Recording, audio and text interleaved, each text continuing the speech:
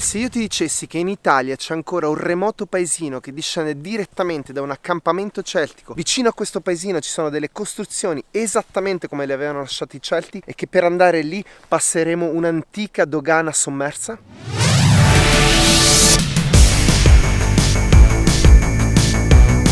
Quando il livello è basso riappare la dogana.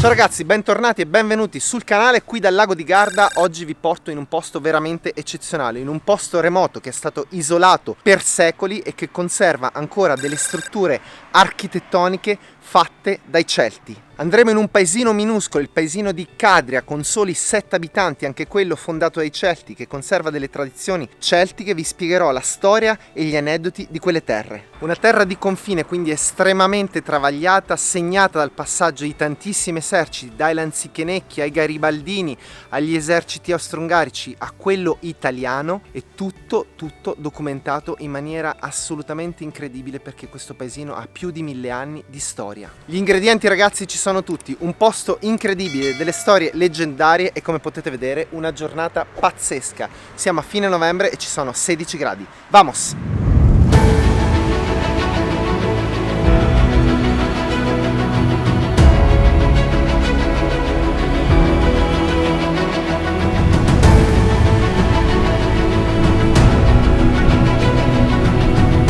Eccoci qua alla deviazione per la Val Vestino e adesso si entra in un mondo completamente diverso. Lasciamo il lago di Garda, che appena si alza all'ora arriva questa foschia incredibile, e entriamo nel reame della Val Vestino.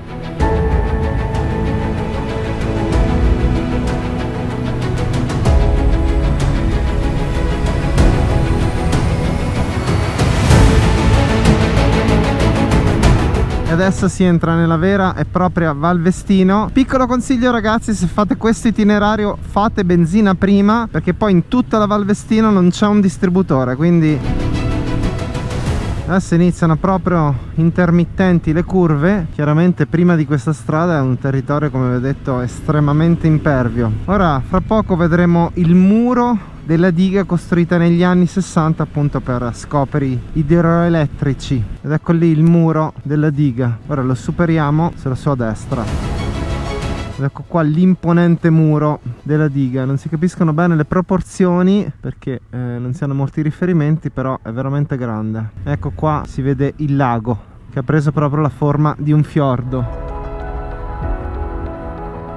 Ecco, il consiglio che vi do se venite in moto è comunque andare molto piano su questi tornanti, perché la strada è stretta, la gente taglia le curve e possono esserci rocce in mezzo alla strada come queste, quindi attenzione. Oi, guarda qua che si vede. Adesso vi faccio vedere una chicca, ragazzi. Allora ragazzi, come vi avevo promesso, vi avrei portato indietro nel tempo. Quell'edificio che emerge dalle acque qua dietro di me è la dogana di Lignago, costruita nel XIX secolo, intorno all'800, la metà dell'800, perché lì c'era il confine tra l'Italia, il Regno d'Italia, e l'impero austro-ungarico. Quindi da lì si controllavano tutte le merci che passavano tra i due stati e si pagavano i dazi. Chiaramente è stata completamente sommersa dalla diga di Val Vestino, che al suo interno può contenere più di 50 milioni di metri cubi d'acqua. La parete della diga che avete visto è alta 120 metri, quindi un'opera mostruosa. Però quando il livello è basso riappare la dogana.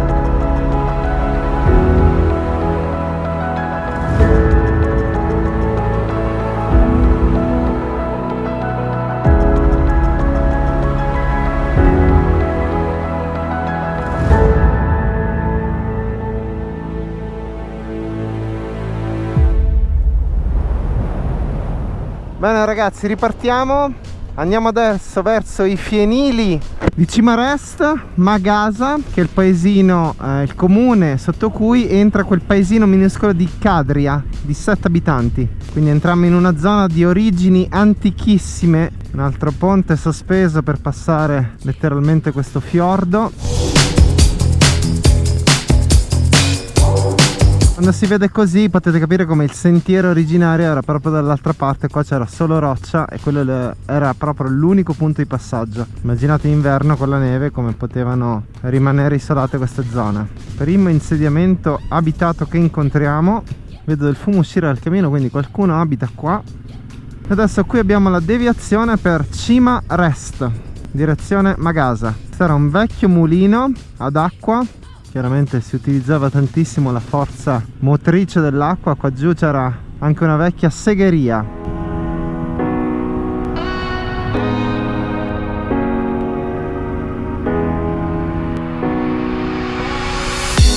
Ed eccoci qua ragazzi a Magasa, paesino minuscolo. Da qualche parte ho letto che è il paesino della Lombardia con l'età media più alta. L'età media ci sono 53 anni. Eccoci qua, 972 metri sul livello del mare. Nel centenario della Grande Guerra Magasa ricorda le sue eroiche donne che tanto donarono a questa comunità. C'era sul diario di un soldato che entrò a Magasa, soldato italiano, chiese: siete felici che siamo tornati gli italiani? Perché avevano trovato tutte le case chiuse. Allora solo una vecchietta rispose dicendo: ma se poi quelli tornano, gli austro-ungarici. Andiamo direttamente per questa strada qui a Cima Rest, ai fienili di Cima Rest. Quindi ora andremo a 1300 metri, si sale e andiamo a vedere queste antichissime fienili. Strada bella strettina, se avete paura dei burroni non vi consiglio di farla in macchina. Da qui sopra ragazzi si vede veramente quanto è isolata Magasa rispetto al resto del mondo, ma Magasa ancora non è isolata abbastanza, perché adesso vi porto letteralmente nel paesino di Cadria con 7 abitanti a 6 km da qui, ancora più isolato. E pensate che nonostante fosse così isolato ha visto l'attraversamento dei lanzichenecchi dell'esercito garibaldino, di quello italiano e di quello austro-ungarico, una terra proprio di confine. Certo che pensare che in posti del genere l'uomo sia non soltanto arrivato ma costruito degli insediamenti ti fa capire quanto era necessaria la ricerca di terreni coltivabili, perché poi questi posti erano veramente completamente isolati d'inverno. Quando c'era la neve non si passava più sui sentieri, quindi dovevano essere completamente autosufficienti. Eccoci qua, i fienili di Cima Rest. Adesso ve ne faccio vedere uno da vicino come è fatto.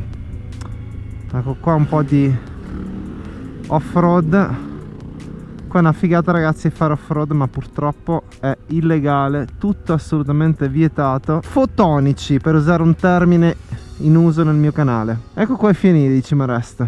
Ora parcheggiamo vicino a questa bellissima Volvo, fantastica, bellissima, veramente bellissima, anni 80 credo. E vi dico due robe su questi fienili qua: se siete interessati si vende quel rifugio ristoro. Ecco, come avete visto qua ci sono tantissimi fienili. La costruzione è molto basica, nel senso che il basamento, la parte a contatto col terreno era in muratura, chiaramente per evitare che marcisse, dove c'erano il contadino e i suoi animali, c'era un piccolo spazio ricavato per gli animali. La parte superiore invece era di paglia e c'era il foraggio per gli animali, che era staccato dal terreno appunto per evitare che si inumidisse a contatto con il suolo. Il tetto era di paglia e possiamo presupporre che venisse cambiato ciclicamente, quando insomma si rovinava, gli agenti atmosferici lo guastavano, veniva proprio cambiato completamente il tetto. È una maestria incastrare delle piccole canne in questa maniera, perché se vedete il dettaglio in cui sono formate, ancora la tecnica che utilizzano è una roba di una manualità, di una bravura manuale incredibile.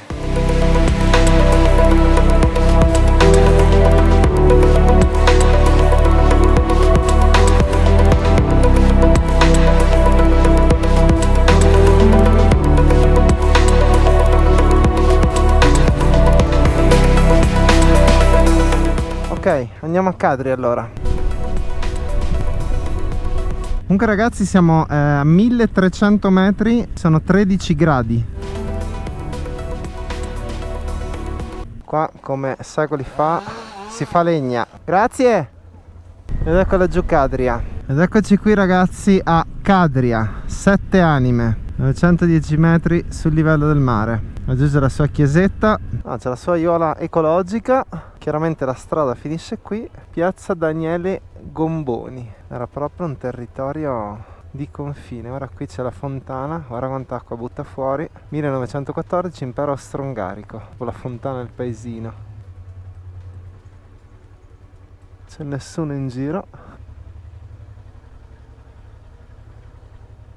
C'è persino la buca delle lettere, incredibile. Il paesino è qua, finisce qua. Guarda che bella casina, numero 1. Eccomi, sono nella piazza del paesino. Come vi dicevo, le origini di questa minuscola frazione sono antichissime, probabilmente un insediamento di popolazioni celtiche. Le prime notizie certe addirittura risalgono all'anno 1100. Essendo in un posto di confine, venne continuamente attraversato sia dai lanzichenecchi che dai volontari garibaldini che dall'esercito italiano che da quello austro-ungarico, perché il confine all'inizio tra la Repubblica di Venezia e l'impero austro-ungarico era proprio su queste cime qua dietro di me.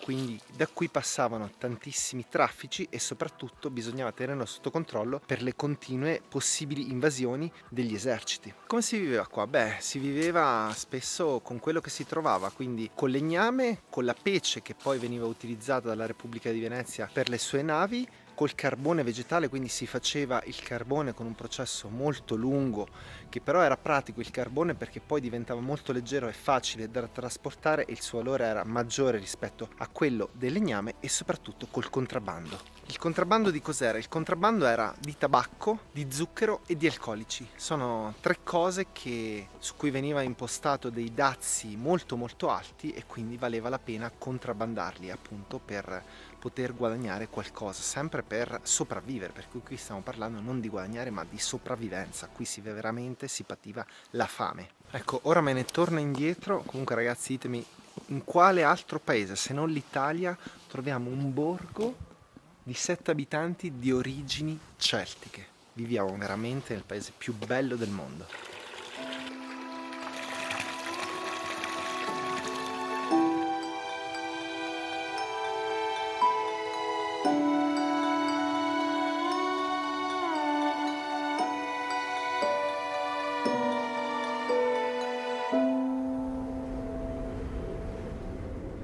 Ok, salutiamo Cadria, strategicamente posizionata dove arriva il sole, e ritorniamo nei fienili di Cimaresta. Sono curioso di andare a vedere cosa c'è qua seguendo questa strada. Il panorama è eccezionale, sembra nemmeno di stare in Italia con questo tipo di architettura. Eccolo qua, il cartellino classico: strada chiusa eccetto autorizzati.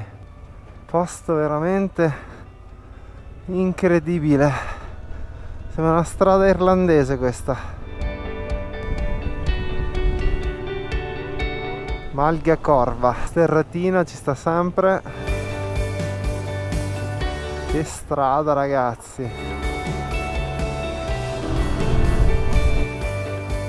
Che spettacolo questa stradina che porta all'osservatorio.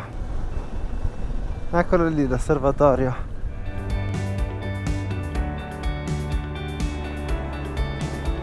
Rifugio Malga Corva, guarda che faggi stupendi. Bellissimo, che posto eccezionale. Questi faggi incredibili. Praticamente ragazzi, dietro quelle cime lassù ci sono strade militari. Ovviamente divieto accesso a mezzi motorizzati. Se si scavalla si arriva al lago d'Idro. Che spettacolo.